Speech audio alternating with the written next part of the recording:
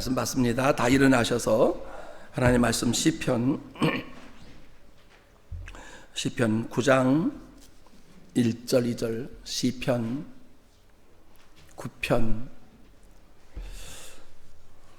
시편 9장 1절 2절을 한 마음으로 합독하십니다. 시작.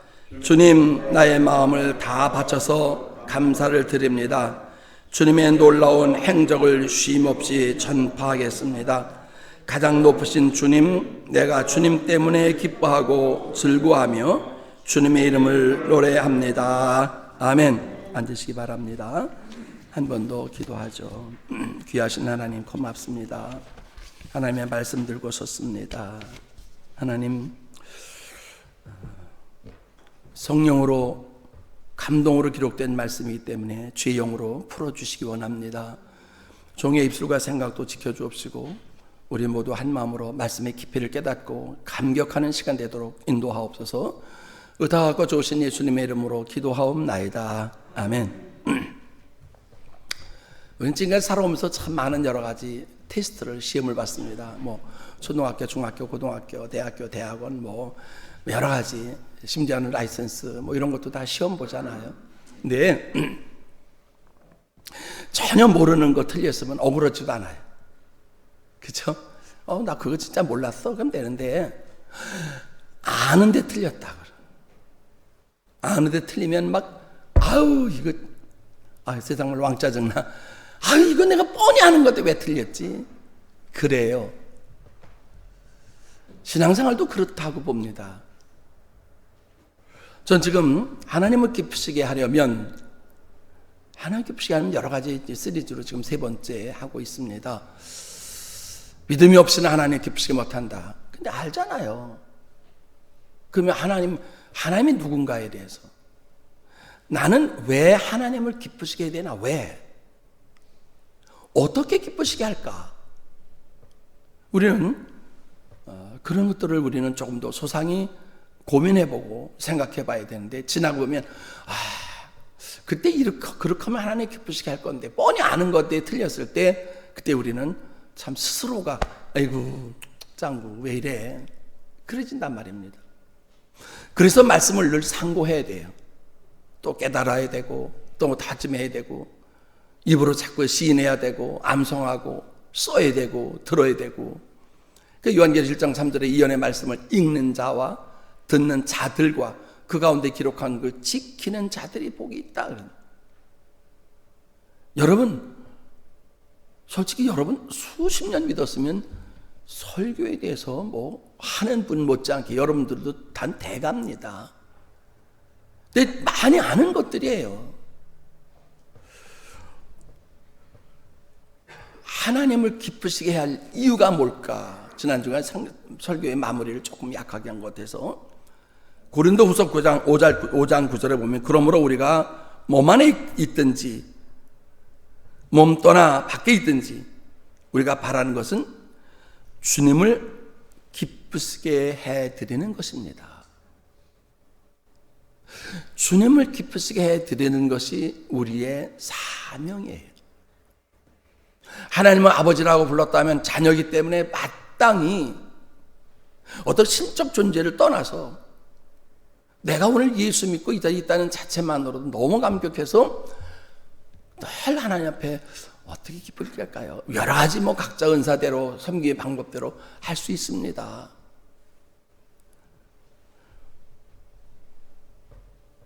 데살로니가전서 4장 1절에 보면, 그러므로 형제들아, 끝으로 우리가 주 예수 그리스도 안에서 여러분에게 부탁하며 권면합니다. 여러분은 어떻게 살아야 하며 어떻게 하나님을 기쁘시게 할 것인지를 부지런히 배워야 합니다. 예수 믿고 영생 얻는다. 알아요. 근데 어떻게 내가 하나님으로 예수 어떻게 잘 믿어야 될까? 그걸 날마다 배우면서 간증도 듣고 설교를 듣고 깨달음도 얻고,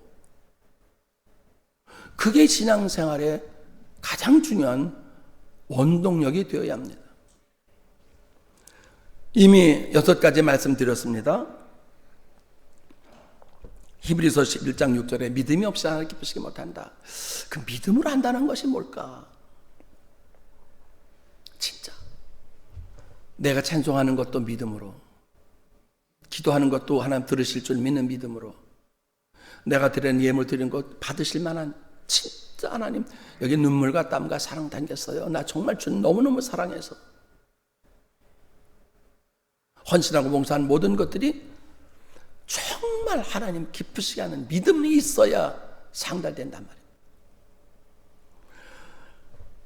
예레미야 9장 24절에 나를 아는 것과 나와가 인애와 공평과 정직을 행하는 줄 너는 깨달을지다.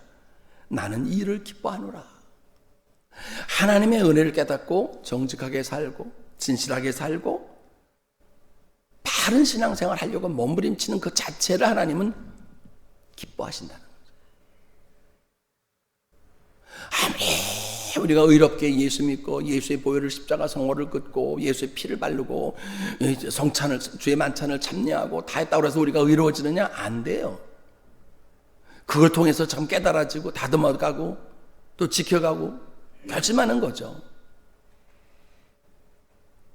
하나님을 아는 것도 하나님 기쁘시게 한다는 거예요. 근데 우리는 하나님을 알려고 하는 것들 그냥 귀동냥으로 들은 것 가지고 적당히 살려고 그런단 말이에요. 세 번째로 시편 147 여호와를 경외하는 것. 아브라함처럼 경외하고 산파처럼 경외하고, 그 경외가 12번이 나오는데 시간 없으면 다 지나가고 대표적인 것만 하는 거예요. 고넬료처럼 경외, 정말 내가 높이 하더라. 그분을 두려웠고 떨리는으로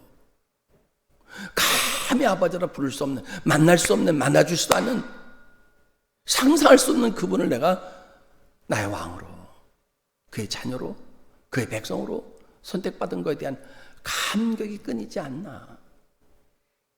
이게 살아서 계속 내 마음에 역사할 때 믿음이 성장하고 자라고 있는 겁니다. 예배 딱 끝나고 나가서 주님 잊어버린 사람 딱, 그거는 경외가 아니에요. 네 번째로 에스겔서 18장 23절에 악인이 죽는 것을 내가 조금이라도 기뻐하겠느냐? 의인이 뉘우치고 돌이키는 것을 내가 참으로 기뻐하지 않겠냐? 참회하는 마음. 나를 돌이켜서 나는 이게 왜 안 고쳐지지?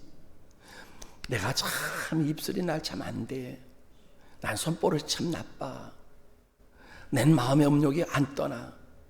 내 마음에 폭력이 나와. 설교자는 더 고민합니다. 고뇌해요. 근데 여러분 볼 때 제가 참 경건해 보이잖아요. 경건해 보려고 노력도 하고 척도 하고. 근데 언제 이게 불가능하냐? 제가 큰 손주 태어나서부터는 결심을 했습니다. 내가 절대 스피드 내지 않으리라. 작은 손주를 투탱을 할 때는 더. 그래서 웬만하면 스피드 마일리지를 갑니다. 정말 55마일. 근데 확 끼어들든지 누가 세인지라면 욕이 확 나와요. 쌍욕이. 나도 모르는 사이. 아무도 안 듣니까 모르잖아요. 그래도 안 하면 내가 막 터질 것 같아. 근데 하고 나서는 아이고, 듣지도 않은 거. 너만 죄진 거야. 근데 참 얌통머리 없는 여자도 있어요. 한 20대도 안 된 여자애들이 휙휙 이렇게 나고 보면 그냥 쫓아가서 그냥 확 맞고 싶어요. 진짜 어떤 때는 약 올릴 때 있어요. 근데 그럴 때 그거를 그렇잖아요. 그럼 그 사람이 세질해서 나를 성나게 급한 일이 있어 갔는지는 모르지만 나는 왜 죄짓냐고. 여러분 전혀 안 그러세요? 아주 경건해 보이네. 저는 그럴 때가 울컥 화가 나요. 그냥 막 어떤 때는 빵 끊어내라 이씨. 그런데 무슨 소용이 있냐고. 이게 내가 다듬어지지 않아서 그래요. 다듬어지지 않아서. 그도 잘못도 아니고 나도 나는 화가 날 만하니까 낸 건데 내 마음에 그게 허용이 안 돼. 하고도 그뿐이겠습니까? 예를 들면 그런 거죠. 뭐. 여러분 로마서 8장 6절에 육신의 생각은 하나님을 기쁘시게 못하나니 영의 생각은 신령과 진정으로 하나님 기쁘시게 하며. 어떻게 하나님을 기쁘시게 하냐? 육신의 생각 먼저 나를 생각하나? 교회를 생각하나? 먼저 하나님 나를 생각하나? 먼저 나를 생각하나? 요거에 대해서는 요 시리즈 끝나면 제가 준비하고 있습니다. 아주 중요한 설교를. 생각의 전환이라고 하는 생각을 지금 했는데 요 시리즈 끝나면 하려고. 정말 중요한 설교.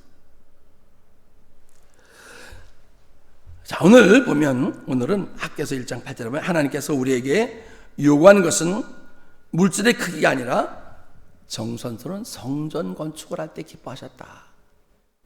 이 학개서는 2차 포로 귀환 때에 일어났던 일들입니다. 솔로몬 성전이 1차 때 잘 졌는데 바벨론 다 망해졌잖아요. 느부갓네살 왕에서 다 뭐 금 부침금까지 따라가고 없어요. 그러나 하나님께서 2차 귀환 때 와서 솔로몬 성전을 다시 복구하는, 그래서 너는 산에 올라가서 나무를 찍어다가 성전을 복구해라. 내가 이를 기뻐하노라.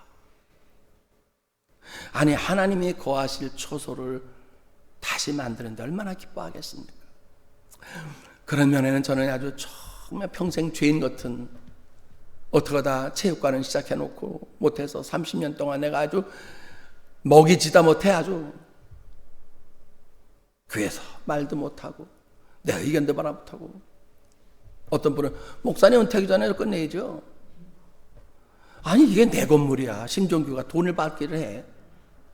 또 이 책임이라는 게 얼마나 성전 건축에 대한, 이게 누가 성전 건축한다고 그러면 생각해보고 해, 기도해보고 해. 우리 사돈 이승근 목사님이 한국에서 개척하셔서 지금 보통 한 280명, 300명, 요새 이렇게 대면 예배를 못 드리는데도요 한 300명 모인다고 그래요. 많은 때는. 그런데 성전 건축을 하다가 업자를 잘 만나서 지금 스탑됐어요. 그래서 융자를 제시했는데 융자가 안 나와서 공사가 지금 기초공사하고 뼈다귀 올라가다 말고 스탑했어요. 목사님이 지난 주간에 금식 들어갔더라고요. 마음이 아파요. 하나님, 지금 은퇴할 나이에 멀어져고 시작해가지고요, 그거 해서 이승근 거 됩니까? 난 그 마음을 알 것 같아요. 성전이 스탑됐을 때, 건축하다 스탑됐을 때 그 마음이 너무너무 아파요. 근데 하나님은 저 무너진 제단을 다시 수축해서 학계를 통해서 너는 올라가서 나무를 찍어다가 하나님의 성전을 지어라. 내가 이 일을 기뻐하노라. 내가 이 일을 기뻐하노라. 30년 전에 이 교회를 사고 막 왔는데, 저 집이, 우리가 사는 집이요, 지금 한 150년 된 집이라 굉장히 낡았습니다. 근데 침례 교단에서, 형제에서, 이 에너드 가온이 형제에서 몇몇 집사장들이 오셔서 이거 수리해 주겠다. 그래서 돈이 많은 게 이제 있어요. 그랬더니 얼마면 되냐 그랬더니 한 4만 불이면 된다고 그래요. 그래서 돈 모은 게 있어서 한 4만 불을 줬어요. 그랬더니 한 7개월 동안, 야, 난 침례교 형제들이 와서요, 일 끝나고 와서 그 엘 헌터라는 아저씨가 집사장인데 오셔서요, 큰 낡은 거 저거 다 뜯어내고 수리를 와서 몇 시간씩, 어떤 사람은 퇴근하고 와서 페인트 칠하고, 어떤 사람은 지붕해주고, 어떤 사람은 사이딩 해주고, 어떤 사람은 마루 깔아주고, 그 구멍 나서 뱀이 들어오고 쥐가 난 거예요. 그 사람들이. 지금 같으면 나이도 있고 눈치가 있어서 나도 좀 허련만 돈 누가 해준 거니까 난 요러고 앉아있는 거야. 얼마나 얄맸을까. 몰랐어요. 나는 할 줄도 모르고. 야, 평생 제가 30년 동안 거의, 작년에 안 했나, 매년 땡스기 때면 터키를 사다 드리고 과일 사다가 갖다 주면서 너무 에런트 아저씨 고맙습니다. 정말 잊지 않습니다. 평생. 그 에런트 씨가 와서 수리하면 부인이 12시에 와요. 그 오면 뭐 샌드위치죠. 싸갖고 와서 커피 한 쪽은 먹고 가고, 갈 때 둘이 입을 맞추고 가요. 와, 무슨 1불도 버는 게 아닌데 나는 평생 잊을 수 없어. 그들을, 그 사랑을. 하나님이 얼마나 기뻐하시겠어요. 그렇습니다. 역대상 29장 17절에 보면 다윗이 자기가 이제 성전 건축하려다가 못했잖아요. 하나님이 넌 네 손에 피가 많다 그래서 안 되셨잖아요. 그래서 아들 솔로몬에게 할 수 있는 기회를 다 준비한 것을 물려주고는 축복합니다. 마음이 정직한 사람을 기뻐하신 줄 내가 알았다. 주님께서 베풀으신 그 기쁨을 네가 다 드리는 것을, 네가 헌신을 다하는 것을 하나님이 기뻐하실 거다. 넌 대장부가 돼서 그렇게 살아라. 참, 제가 못다한 숙제지만 우리 모두 같이 기도해 주셔서 하나님 앞에 우리가 또 하나 아름다운 모습을 참 만들어 갔으면 참 좋겠습니다. 여섯 번째로, 하나님은 정직한 자의 기도를,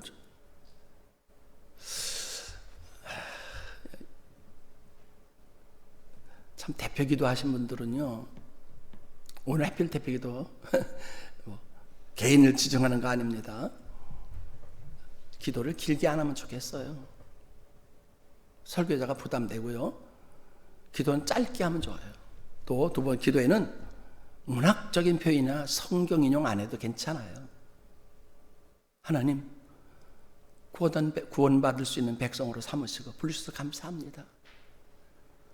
우리 자리에 성령이 가득 차고 예수의 피의 영광이, 그 마음이 솟아날 수 있도록 오늘 말씀을 통해서 찔림받고 참여하도록 강하게 붙잡아 달라고.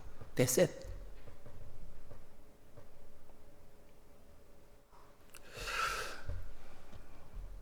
대표기도 한 사람의 기도가 굉장히 중요합니다.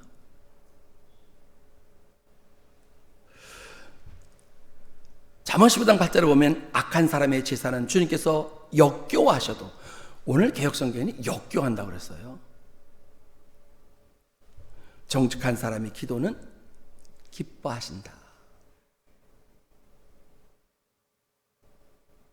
우리는 사람에게 들려주려고 막 멋있는 미사고를 쓰려고 그러는데 그럴 필요 없어요. 괜찮아요. 내가 오늘 구원받은 은혜에 대한 감격만 고백하면 돼요.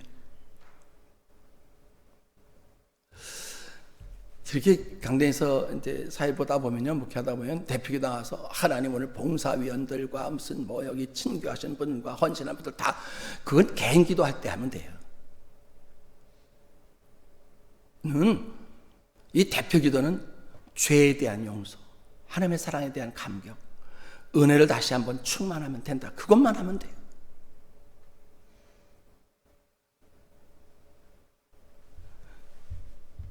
정말 짧게 좀 해주세요.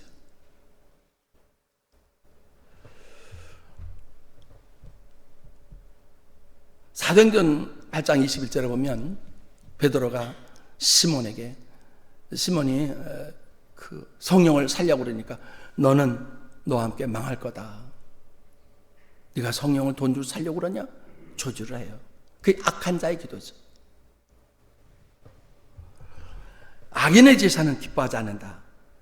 하나님 기뻐하신다. 사무엘상 15장 10절에 사무엘이 가서 가로되 여호와께서 번제와 다른 제사와 순종하는 제사와 듣는 것을 수양의 기름보다 내가 기뻐한다. 한 주간 동안 죄 짓고 와서 오 하나님 고르고 하시는 그런 거가 악한 기도라는 거예요. 그러니까 우린 일반적인 삶에서 이미 기도 생활이 무르익어야 돼요. 그리고 와서는 감사 안 하면 안 돼. 감사만 하면 되죠. 그렇습니다. 그리고 아홉 번째는 금식 기도를 기뻐하신다. 저는 이 부분에서 참 조심스럽습니다. 이사야 58장 6, 7절에 내가 기뻐하는 금식은 부당한 결박을 풀어주며 몽해주를 끌려주며 압박당한 자를 풀어주고 모든 몽해를 찍어 풀어주는 것이 아니냐. 그렇게 해석도 있더라고요. 우리 성경과 관조해 보면 금식 기도를 하나님 어떻게 기뻐하냐. 우리 금식 그러면 밥 안 먹는 게 금식 기도예요. 근데 그런 금식 기도 하면서 내가 묶여있는 사람, 친정과 형제와 돈 꼬간 사람과 묶여 있어서 그렇게 한다면 그런 금식은 하나만 하라는 거죠. 내가 금식기도 할 때 하려면 그 사람을 용서하고 화해하고 풀어주는 것이 먼저 금식기도의 뜻이다. 무슨 사순절에 한 끼 금식한들 하나님 무슨 상관이 있어요? 우리는 왜 우리가 한 끼 금식하고 무슨 사흘 금식하고 40일 금식하고 뭐 하잖아요. 금식기도는 뭐냐면 내 마음에 뭉쳤던 것을 그거하고 하나님 풀어주세요. 내가 용서할 수 없습니까? 내가 금식하고 용서할게 해주세요. 이걸 하나님 기뻐한다는 거죠. 형적으로 내가 사흘 금식했습니다. 뭐 일주일 금식했습니다. 그러고 나서 난 교회 그 사람 그 꼴치는 못 가게 해서 그건 안 된다는 거죠. 진짜 금식은 내 마음에 응어려진 부분들을 다 풀고 십자가 앞에 그래서 나도 용서받습니다라는 고백하는 것. 그래 하나님 앞에 내 기도를 들으신다는 거예요. 결론은 이렇습니다. 지금까지 제가 9가지 했습니다. 결론은 하나님의 마음을 감동시키면 되겠다. 첫째, 둘째, 셋째, 넷째, 9가지 했는데 금식도 마찬가지고 뭐 그렇잖아요. 학교에서의 성전 건축도 그렇고 하나님의 마음을 감동시키면 되겠다. 내가 할 수 없는 것, 내가 전혀 불가능한 것, 하기 싫은 것이지만 주님 때문에 해서 그래 고맙다. 오리를 가자면 십리를 가고 오른뺨을 때리면 왼뺨 때리고 속옷은 겉옷까지 주고 하나님의 마음을 감동시키는 삶으로 뭔가 이걸 해야 된다. 몇 가지 했느냐가 중요하지 않아요. 한 가지라도 실천하면서 하나님의 마음을 감동시켜서 우리가 더군다나 사순절 기간 동안에 이런 귀한 말씀을 통해서 깨어지고 다시 한번 결심하는 복된 삶으로 승리할 수 있기를 주의 이름으로 축복합니다. 하나님 아버지 고맙습니다. 내 자신도 속에 완악한 것 때문에 고뇌합니다. 하나님 날 일깨워 주옵시고 믿음으로 말씀으로 바로 서갈 수 있도록 지켜주옵소서. 하나님 내 삶에 어떻게 하면 하나님을 감동시킬까, 거기에 우리의 삶에 초점을 맞춰 계속 주님께 기쁘는 삶을 살 수 있도록 성령께서 가르치시고 인도하시고 생각나게 없어서 미사코이다 컴해 주신 예수님의 이름으로 기도하옵나이다. 아멘.